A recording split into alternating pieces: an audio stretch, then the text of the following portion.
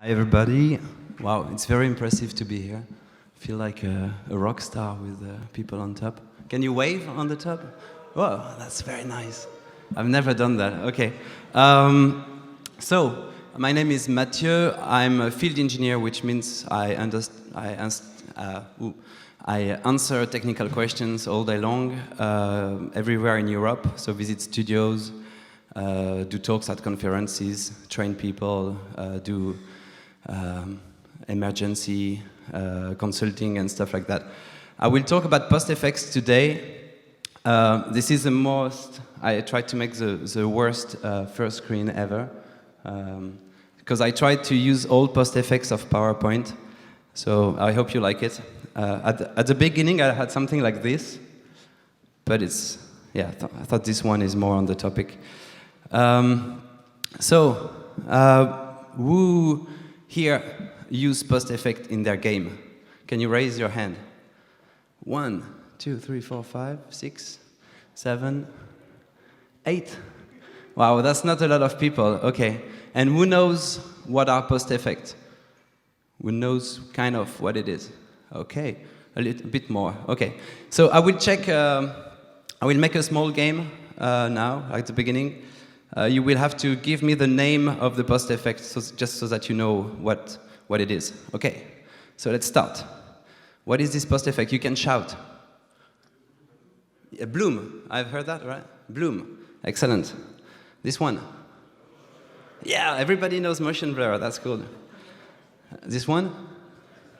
Lens flare. Yeah, it's the easiest one at the beginning. Okay. This one. So.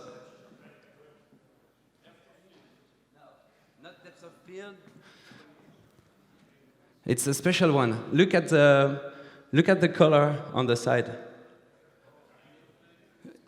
It's a chromatic aberration. I don't know if you've heard of this. On the side. A lot of chromatic aberration here. Like even too much, I think, but yeah.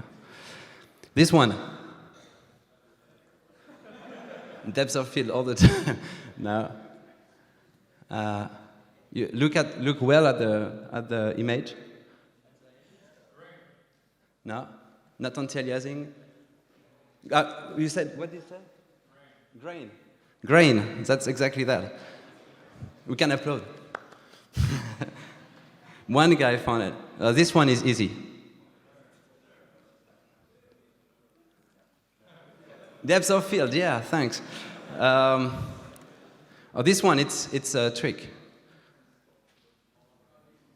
Because some people will say lens flare, but it's not. Not motion. Yeah, there is motion blur, but there is something else which is special. There may be lens distortion, but there is one thing. You see the effect? It's called dirt lens. It's when you have the kind of dirt of the lens if you didn't clean the camera. They use this a lot when you look.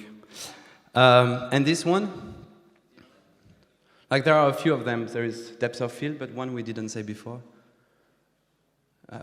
It's color grading, so you see that it looks like a bit the Alien movie from, like, it has the same style for the color grading and tone mapping. So why, like, maybe 10 people are using it, so probably the other people are asking themselves, why should I use it? So the first answer is because all the other arts are kind of using it, like photography. They are using post effects. It's like the how is it called?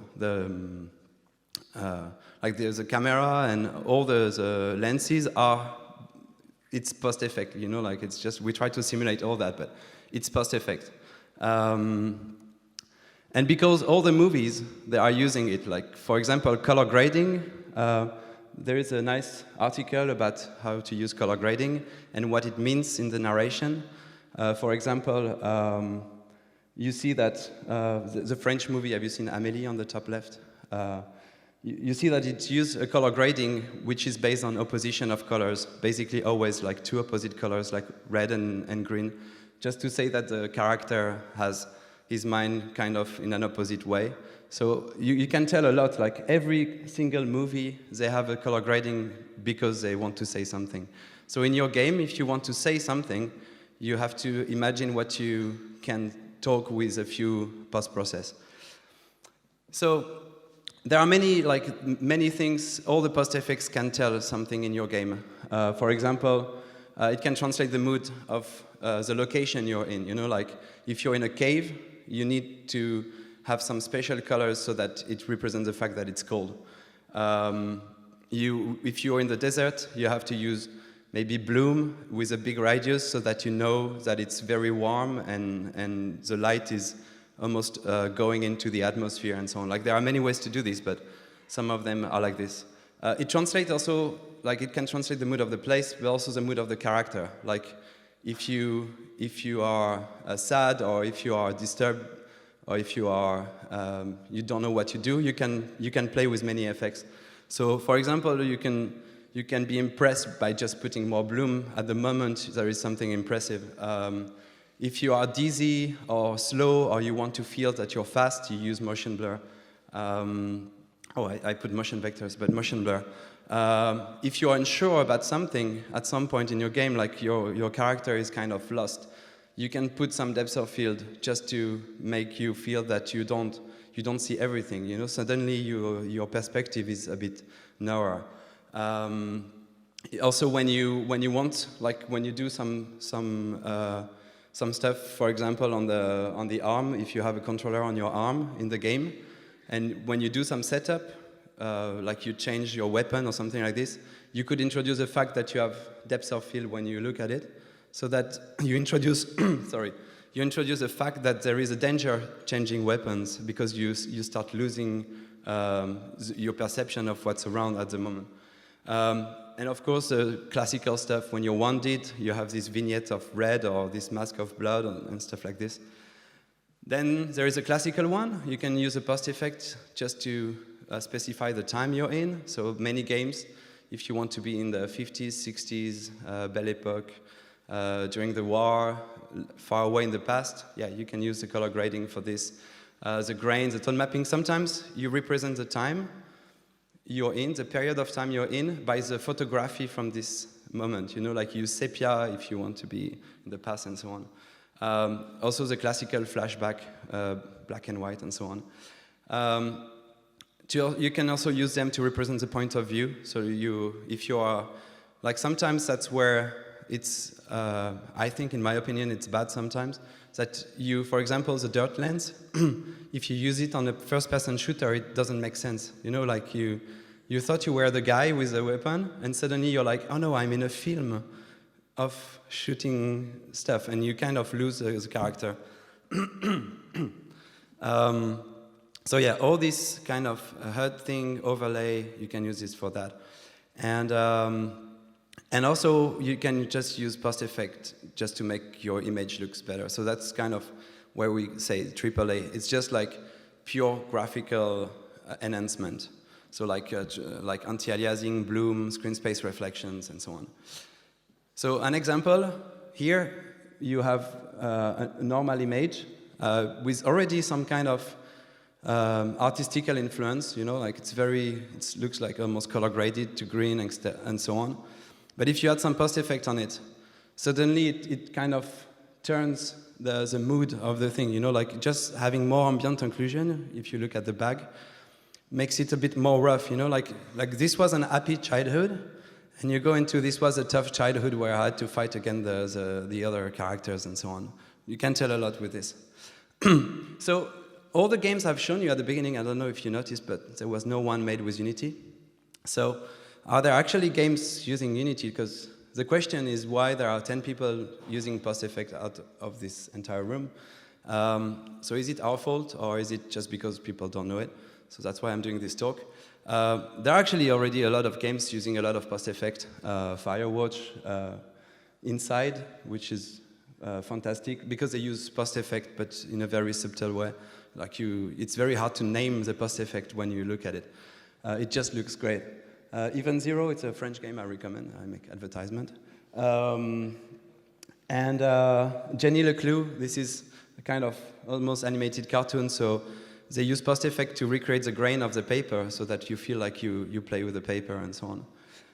Even Monument Valley uses a lot of post effect, even if it's not like in the standard way. But if there is a talk on Monument Valley and they show how Monument Valley looks like without all the post-processing, and it looks very normal, you know, like they have this subtle screen space gradient, which you see from kind of orange, green on the top to green on the bottom. They have a very subtle vignette also, and if you remove all this stuff, it's really making a difference. Like the look is really here. Yeah. So the question is like, where the fuck are all these post effects on Unity? So that's my second game. So if you are using post effect or if you know about post effect, where do you get them for Unity? It's everywhere, and that's a problem. It's a mess. Actually, that's where you can get the post effect right now. So standard assets, we said it, asset store. On the asset store, there is one package called Cinematic Post Effect. Who knows about this? Cinematic Post Effect. Okay, 8 people. That's good. That's not the right place to go. Bitbucket. Who is going to our Bitbucket for the post effect? Nobody. You will learn something today. And forums. I don't know about forums, but there are probably a lot of kind of special post effect there. But the question is, are they good? Like, all these assets, are they good? What do you, like, people who are using post effect, who think our post effect are good, or asset store, like, our effect are good? Raise your hand. Ah, yeah, okay, that's pretty nice. 6 people. Who think that the asset store post effect are good? Oh, okay, a few people. Okay, nice. Actually, there are, like, some are very, very good. The answer is this. But you have to find them. So for example, on the store, we have Amplify, SSAO Pro, Colorful FX, Pentally. These are like super used assets, and if you look at the comments, they have only good markings and so on. We have some alright assets on the standard asset, mainly the special things like grains, scratches, flares. But all the rest, you should not take it on the standard asset. Where the good things are on our Bitbucket right now. And it's a bit our fault, but all the bloom, motion blur, depth of field, SSAO is there. And even worse, we have a branch on the Bitbucket that nobody knows almost, where you have temporal anti-aliasing, which is, we will see like this in a few minutes. It's what changes the render, like totally changes the way the game looks in terms of sharpness. So the next question is like, is it only for games? Who is making games here? Okay, shit, not right question. Who is not making games? Nobody is making something else on games? Oh, okay, cool. Oh, yeah. So who is making film, for example, with Unity? Who wants to make a movie with Unity? Nobody? Okay. You should maybe consider that at some point. So the case study is Adam, which is like I think the best example of how to use a post effect. Who has seen this Adam video? Okay, so I will show it just like 1 minute of it so that you get an idea of when you use correctly the post effect on Unity, what kind of result you can get. So this is running real time on a GTX 980, 60 frames per second, 1440p. Yeah, and it's just like, so let's see. It's working. It's working.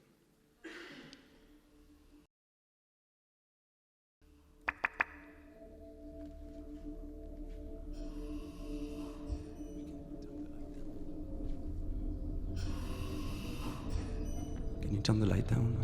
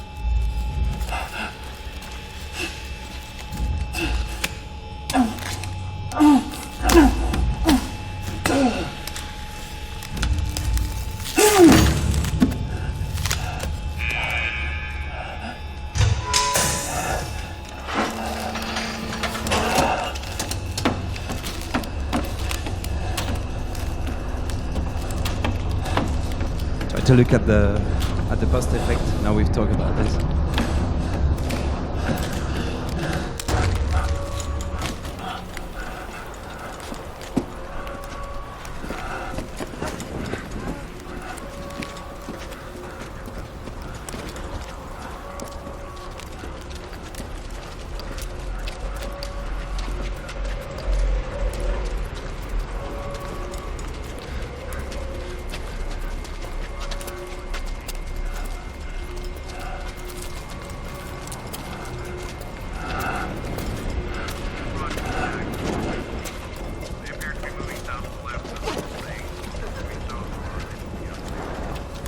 Hey!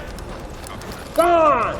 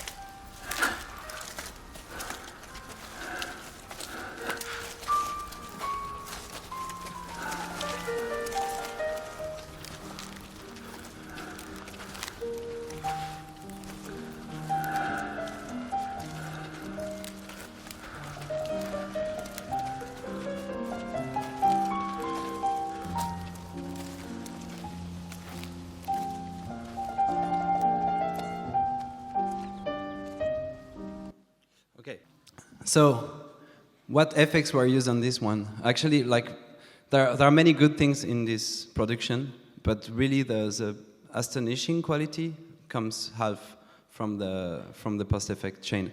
That's where I think it's a mess, and it's important that you know after this talk where to find the post-effects. These are the post effects which were used on Adam. So a slightly version of Kejiro, which is one of our field engineer, and if you should follow him on Twitter, Kejiro. He has made a motion blur, which is very nice. A version of Kejiro SSAO, a modified version of Sonic Ether SSAO. So they use like many different even SSAO, like screen space ambient occlusion. I will show that, talk to you a bit about this after. The new screen space ray trace reflections that we have on our Bitbucket. The new temporal anti-aliasing, which is in our branch of the Bitbucket. The new updated group of FXAA. So depending on the shot, they use a different anti-aliasing sometimes, just for pure artistic vision. They used the old filmic bloom, which is in our standard asset. They use the filmic vignette, which is on the standard asset. The tone mapping log, which is the one on the standard asset, which has been redone already by John Habel, who is like one of the best guys for all color grading and stuff like this. But which was not the best implementation in the end. And there is a complete atmospheric scattering for the lighting. You see the mountains on the back; they are all real. They are not. It's not a skybox. It's really real atmospheric scattering. All the colors, they can control what is the color of the atmosphere. You have one implementation available on the store on the blacksmith asset. It's kind of an extension of this. We will try to release most of the assets of Adam when we can. Like it's being worked on. A volumetric fog for indoor, and yeah, and the depth of field, which is on the standard asset. So you can already do this look. Let's see at just a bit the parameters. Okay, why it's not working? Okay. So volumetric fog, it makes this difference in the image. So it creates like a very good rim lighting on the back. The temporal AA. This is without temporal AA, and you see all these highlights on the head and so on. And it's not very good screenshots, I have to say, because I just took them on my computer. So they are a bit upscaled, but yeah. Depth of field, which totally changed the mood of. Also changed the mood a lot. The filmic bloom. Look at the top of the head, and it's making it a bit more shiny and more volumetric lighting. The filmic vignette, so it doesn't, like that's where you enter the subtle area, like you have this small vignette on the side, which makes you concentrate on the character in the center that you have very often on films. You have a small lens distortion, which is like very minimal, it's very hard to say. But again, it's really helps focusing on the character. Tone mapping, which is making a huge difference. In my opinion, yeah. Noise and grain, so that because it's a film, so it makes really sense to make a kind of grain. So, yeah. And motion blur, we cannot see it. SSAO, that's just the parameters. And yeah. Also, it's quite useful with making architecture with Unity somehow. Nobody does that, like ArcViz and stuff. Okay. So. I will go into Unity now and show you on this asset how to go from scratch, taking a camera. This is a ArcViz Pro. It's an asset on the store. It costs $50. And you take the camera, and I will show you how to put all the effects now. So, okay, let's try. So first, you get them on Bitbucket. That's where it is. Yeah, bring the, okay, here.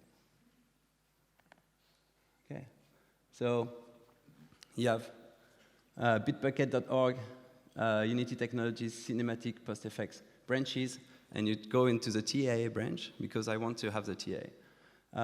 You see that the reason, so just to excuse ourselves, the reason why it's on a Bitbucket, it's because we wanted to iterate on a daily basis on it. And if it's inside the editor, it would have been like released each time with a version. So we wanted to be able to really go fast. Now we have almost one person working on each effect full time. So that's where the gain of performances and quality is coming now. So you just get this, and you get the standard asset just to get the grain, because we don't have grain, we don't have all of them here, we just have the main one. And then you hide Google Chrome. Okay, and back to the presentation. And you place them on the camera. But there is a problem here, because let's go to Unity. Where's Unity? Okay, here. So I'm on Unity 5.4.1, standard version, and I will try to manipulate here. So this is the asset without nothing. So the asset looks pretty good already. I will remove the stupid sound. But you see that there are, like, it looks pretty good, but it's not like super photorealistic. So the problem now is I have taken the assets, they arrive here in standard asset, FX, and I have all these FX here. So the question is, which one should I put, like, I have to put them on the camera, but which one I put first and in which order? Here.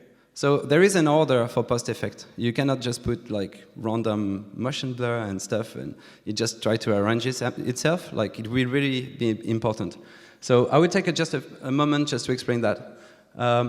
So the idea is, first you do everything that you are doing on the opaque first. You don't, so like SSAO and screen space reflections. You put ambient occlusion first, because you want it to be reflected in the screen space ray trace reflections. So I will talk about exactly what is screen space ray trace reflections, but yeah.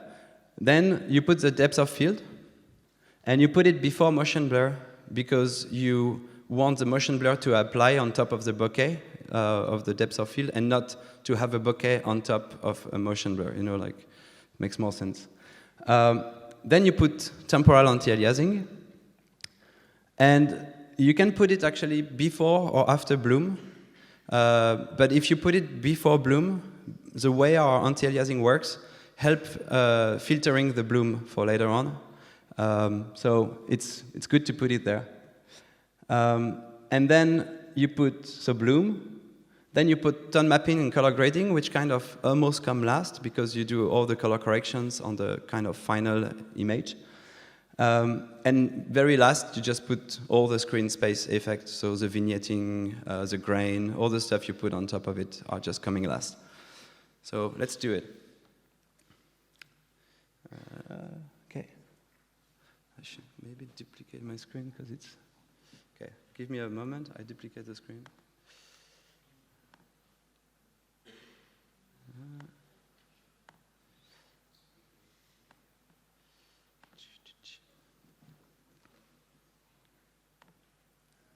Working? Yeah.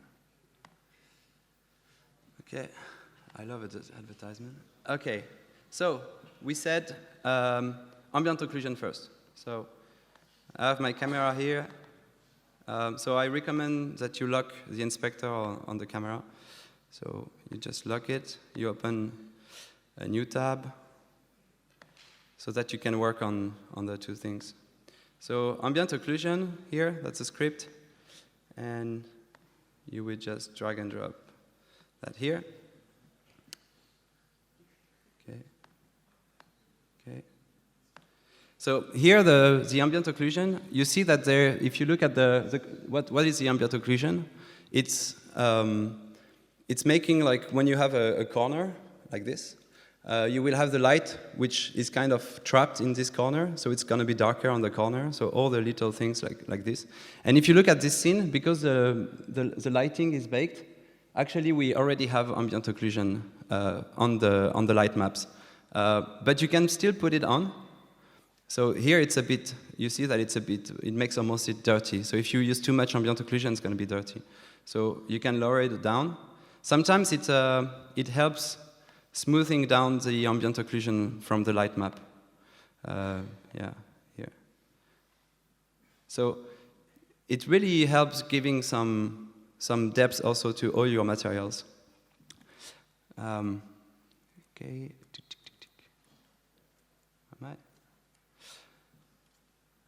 So one thing to know also is if you're in deferred or forward, it will make a difference. So you know in Unity you can be in either deferred or forward rendering.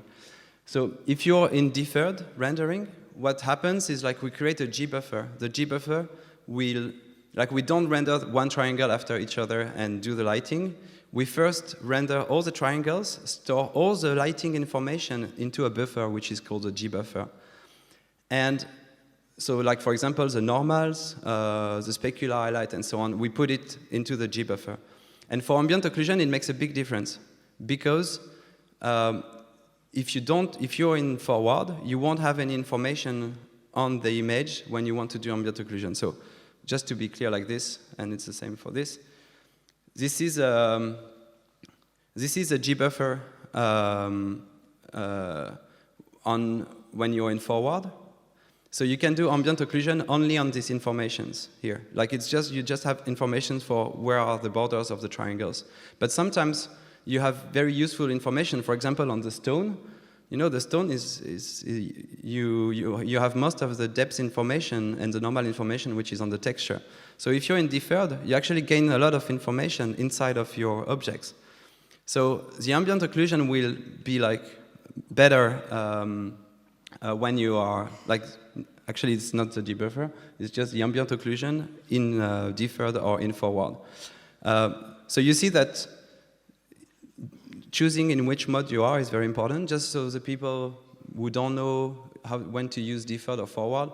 Usually deferred is not for mobile, and you should mostly use deferred on PC and console, I would say. Like the general thinking is this. And it's actually the same thing with Bloom. Like the Bloom will use the G buffer. So if you're in forward, it will use a bloom on this information, and it will use a bloom on this information on deferred. Okay. So the idea is to you send some rays on the screen for the ambient occlusion, and you will do some sampling around. So you will launch some samples and see what are the normals around you, and based on this, you will decide if you are in an occluded part or not. So one of the parameters is the radius, like we see it here, and this is the radius of the sample. So it's how far do you go to take your samples. So if you increase the radius, you see you're just using more samples around. Like you just go and look. It makes something a bit less dirty because we look at samples a bit further away, and the intensity is just how much do you apply from this ambient occlusion on top of your texture, of your screen. So if you apply it like very dramatically, it looks like shit. Yeah, you can do downsampling. So downsampling is just because you have to sample all your screen. It takes some time especially in 1080. So you can downsample, and you don't lose like a crazy amount of quality, and you really gain some performances here. And this is ambient only. So it's only on deferred. So ambient only is a way to, because like the way we calculate the ambient occlusion, we don't care if there is lighting or not. We just say, oh, this is a kind of corner where probably there is no light coming in. But if you have some ambient lighting, you won't have ambient occlusion at this place. You know, like if you put a light, like there is a small hole, so it should be darker inside. But if there is a lot of ambient lighting, then this hole won't be so dark. So when you press ambient only, you will actually add the ambient to or remove the ambient from the occlusion, so it looks a bit better. Okay.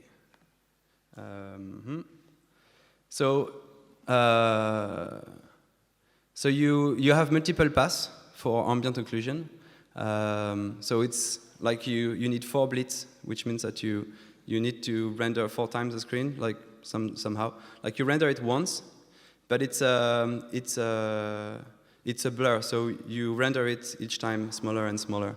One very nice way to debug it is a frame debugger. So here, you can go, with the frame debugger, you can see what happens during our rendering. So it's very interesting to know, if you know how things are made, you will know how much they will cost somehow. So, where is it?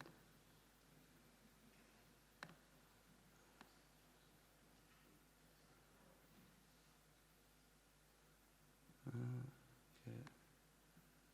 Find it.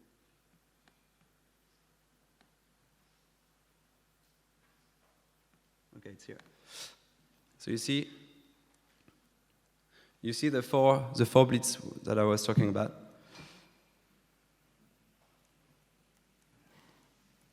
Okay. Okay. So then let's go to the next one. Screen space ray trace reflection. So you have to be careful with these ones. They are very expensive. So what it does is exactly what's in the name. So you are in screen space and you ray trace in screen space. So you send some rays, and the goal is to have the reflections on everything which is reflective, which is computed by ray tracing. So you send some rays, they bounce on the ground, and you see where they are hurting the geometry. So it's very expensive because you have to send a lot of rays. And so that it looks good, you need a lot of rays because then you have something blurry. So what does it look like? It's here.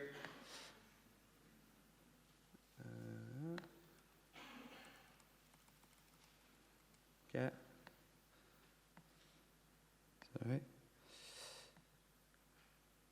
Okay. So if you look at the window up there at this place here, you will see when I activate it, what's the difference?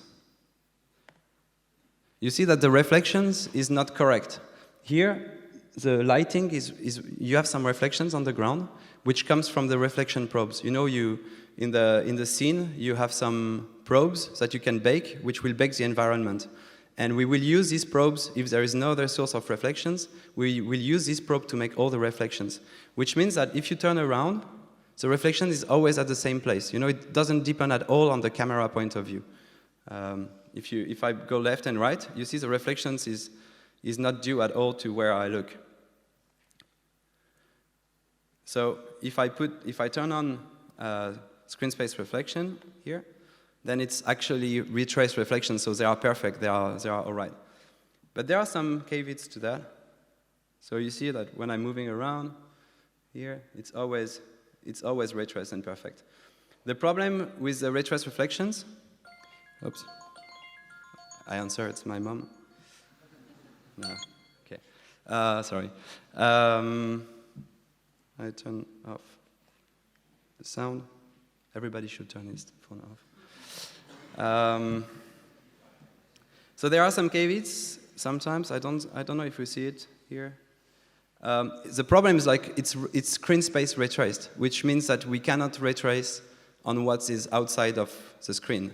So when you start reflecting something which is outside, what we will do, we will try to use the reflection probes instead. So you will have sometimes, you can have like very bad, you will have the ray trace reflections and suddenly the light probe reflections, and it will make a kind of break. So you can kind of by level design try to avoid that somehow, like not making a mirror which always reflects what's never on the screen. If you put like vertical stuff, it really helps a lot. So yeah, so this is a quite very expensive effect. So I really recommend using it with a lot of moderation. There are a lot of parameters. I won't go through all of them. But I have to say mostly they reduce quality, don't reduce so much the performance. And it's very hard, once you try reducing the quality, the effect doesn't work very well. So yeah. So the alternative for screen space reflections are reflection probes. One thing to do is when you do a reflection probe in a room, you have a small tick box which is called box projection. You should use box projection. If you don't use box projection, we will use a reflection probe as a sphere, which means that all the reflections Like here you see the door kind of reflects vertically. It's because we have the reflection probe in box projection. Otherwise, it will be a bit like this. So when you're outdoor, you don't put the box reflection because naturally you want a reflection like this. Okay. And yeah, so I have to go fast because I have many effects to put in. So box projection is one, and the other alternative is called planar reflection. So if you want to do a mirror, it's better to do it with a planar reflection, which is, yeah. So yeah, depth of field, I will go fast on this one because we don't have much time. And depth of field is a bit a tricky one because it's just planes where you blur it with some kind of fall off at the beginning and the end of the plane. So you can visualize the focus here. So you move the focus plane, you put a small range, like 2 meters, okay, and you make a small fall off so that we can visualize it. And yeah. Okay, and now you see the 2 planes. Like you are in visualize the focus. So here where it's black, it's going to be not blurry. Where it's yellow, it's a near plane blurriness, and the blue is a back plane blurriness. But because it's planes, sometimes you can see kind of the fog, like the 2 planes of fog. So it's quite tricky to use, but it's again, if by design you can use it. So here you see, like you can change the depth, and depending on what you do. Usually you put a better fall off, like a bigger fall off, so that you don't see so much the barrier between the 2, and you can get something approximately of far plane. You see, like a bit subtle. So you see that the back here is a bit blurry if I turn it off. Let's see. So the depth of field. You can put a bokeh texture on top of it. You have many paths to do the depth of field, so it's quite expensive, not as much as screen space reflections. And we're working on a new one, motion blur. So in Unity 5.4, we introduced something that we didn't have before, which is called motion vectors. Motion vectors, it's something I will show you this very fast. Okay. Save.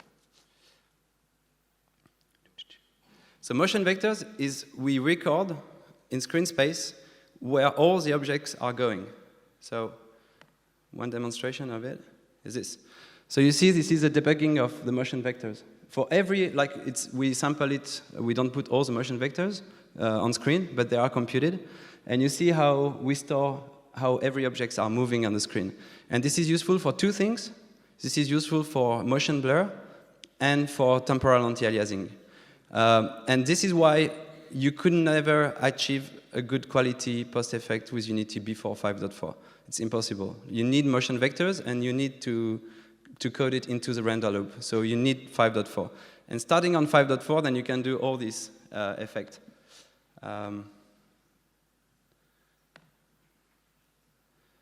Okay.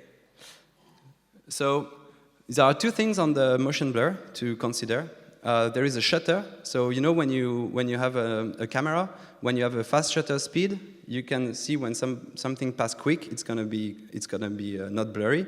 If you have a slow shutter speed, it means that you take a photo, you open the aperture and you close it.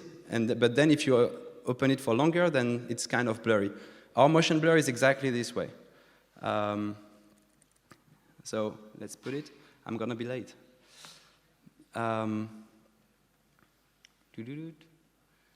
Motion blurs. Okay. So we have actually shutter speed simulation. So now if I move, you see that it's a bit smoother than, it's hard to see the motion blur actually, but like instead of sampling stuff, we blur them together. Okay, let's make it even more. Like it's very hard to see actually on this one, but oh, it's off. That's why it's hard to see. Okay, now you see it. Thanks for helping it. And then the second thing you do is the frame blending. Frame blending will allow you to keep the last frame into the buffer. And for all the effects of speed, they are very nice. Like most of the car games, for example, they have a multiple frame blending. So here, if I go and walk, okay, and walk fast somehow, yeah, you see it's just like normally walk fast. If I go with an insane frame blending, now I'm totally drunk. You see the border, like you see the border are kind of, even if it's still not very fast, but yeah. So let's make something reasonable. Up. Are we turning? Okay. Then, so yeah, you see the effect of the number of samples and the blur radius that you can do. This is a motion blur with a frame blending maximum, and this is with a frame blending off. Then anti-aliasing, that's a big one. So use temporal anti-aliasing. So it's in alpha in our bit bucket, but soon everything will be in one package, all you can use like in one place. And a few fixes also on the temporal anti-aliasing, but this is what makes a big difference. Okay. So now you will see, do you see that most of the artifacts disappeared? Like we'll go to the bathroom if you want. Let's make a break. It's here. Okay. Like here, this is normally some place which is horrible for anti-aliasing, especially the carols. If I turn it off, you see what it looks like? It looks like shit. And if you turn it on, that's almost amazing. The only problem is here on the windows. It's because of the transparency. Like the motion vectors, you cannot store them on transparency. And this is we will fix on the next package we do, that you can do the temporal anti-aliasing after transparency so that it works well. I will show you just at the end, if I have 2 minutes left, how to do. Yeah. I can... One minute. Okay. Yeah. I don't have until 30. Yeah, but then we don't have any more time for Q&A. Ah, okay. Yeah. Can I sacrifice Q&A time for against? Yes. You're right? Yeah. Okay, cool. Against learning time. There is a booth so you can Q&A me all afternoon. No. Plus, everybody needs to go to the bathroom now that you've shown it. Yeah, and we can we take the time on the bathroom time too? Okay, sorry. So there are many anti-aliasing. So temporal anti-aliasing requires motion vectors. There are all other solutions, but I don't have time to go and detail them. But there is mostly 4 ways of doing anti-aliasing. FXAA, which is the fastest one, so mostly for mobile. It's just like, basically the idea is blur everything you find. Like you go through every pixels, you kind of look around, and you try to blur at the same time if it's too different. So it's going to make some anti-aliasing, but it really makes the image blurry, but it's the cheapest one.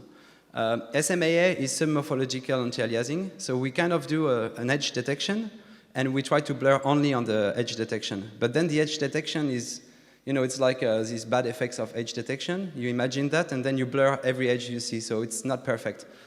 Then there is MSAA, multi-sampling anti-aliasing. This one is done by the graphics card. And it's multi-sampling, so you just put many samples and you blur them down in hardware. And then there is temporal anti-aliasing, which is the latest technologies used by big studios since a few years already. But everybody has given his small brick to make it very good. I think currently we will have probably one of the best temporal anti-aliasing on the market. It's based on the one made by Inside from Playdead. They have a fantastic anti-aliasing, and it's based a lot on these findings. I'm almost there. Yeah, anti-aliasing, not anti-aliasing. So that's FXAA. You see FXAA is pretty good already. TAA, yeah, and TA is perfect. Bloom. So let's add the bloom.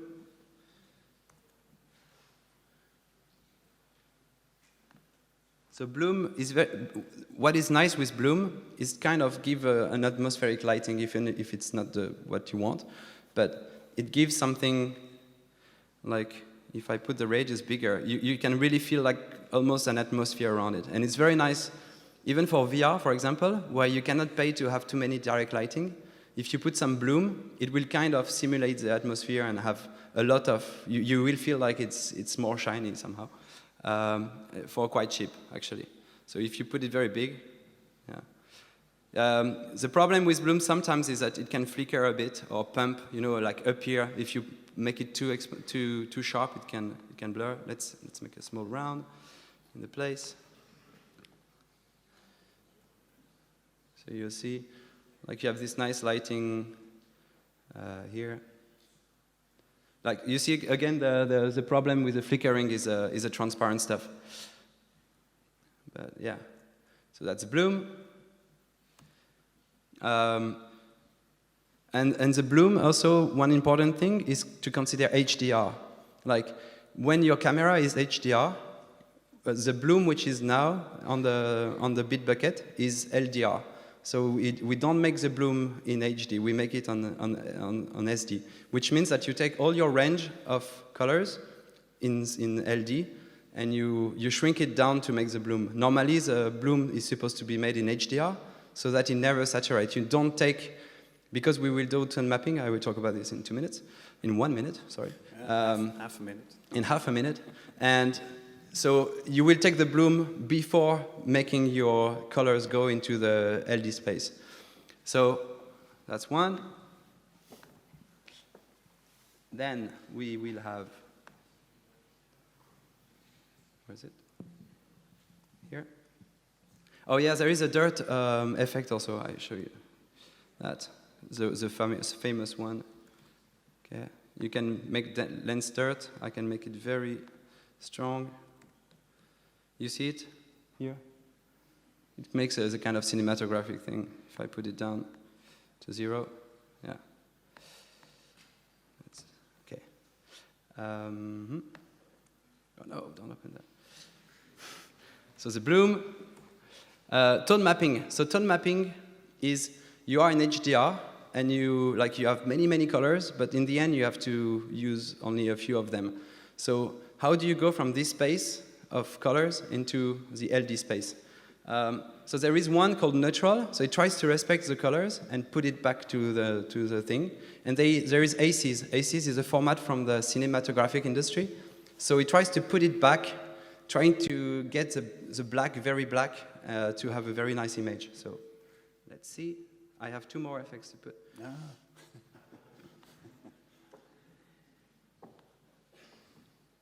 Okay, here.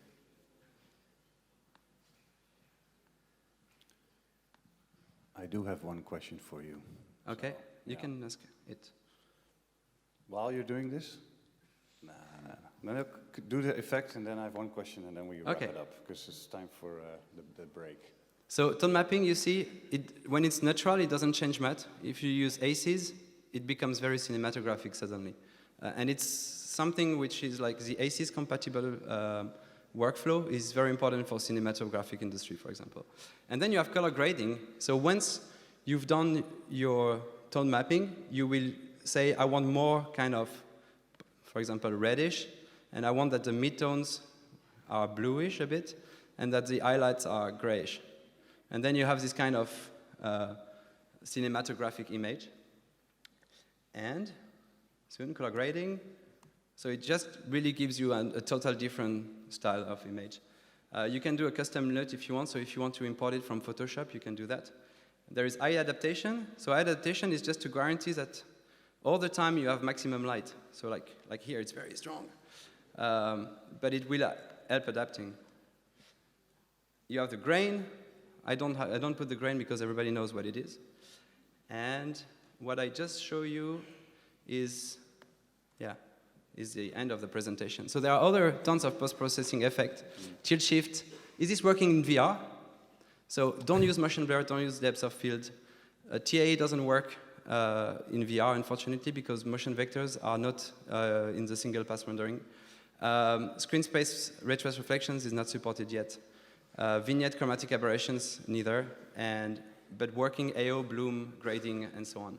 Only for 2D you can make it work on sprites if you don't use transparency. Mathieu, you're full of information. Warm applause, warm applause. I have 2 more slides. Mathieu is going to be around all day, right? To answer questions about this? Conclude? What's that? Can I conclude? Conclude? Oh, yeah. How long is that going to take? So just to know, because you've seen this presentation is a mess, but just like our Bitbucket, it's the first time I do it. But just to know, in the future, like in the very near future, you will have one asset, like one component on the camera, and you will just drag and drop one thing, which is a profile of post-processing, and it will all work together, and we will try to make it work in the minimum number of passes. And my conclusion is, I show you how it looks like. It's here, and this is one stack with all the things fixed on this, and you see this is almost like perfect rendering everywhere, no aliasing, nothing. And this is like in the very near future, so that's the future. We have many things, but you ask me after. Awesome. Thanks. Yeah, thank you so much.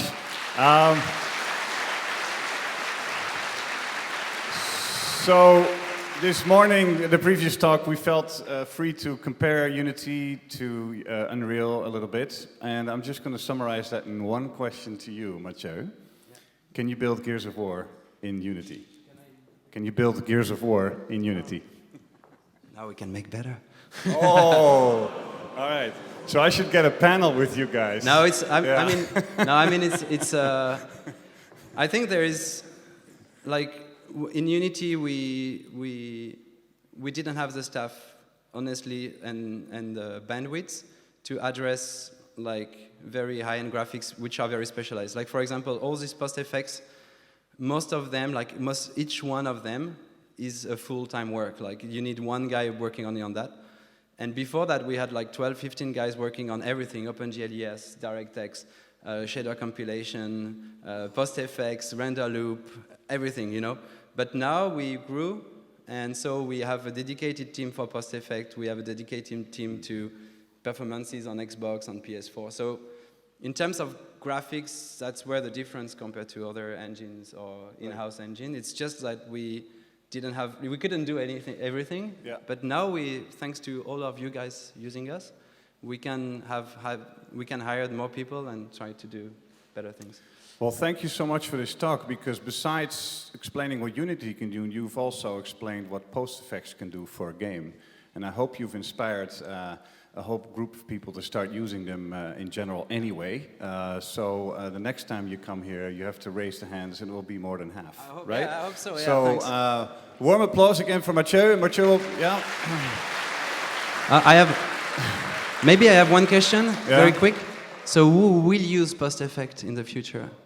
Oh, wow. Thank you. All right, great. Thank you very much. Awesome.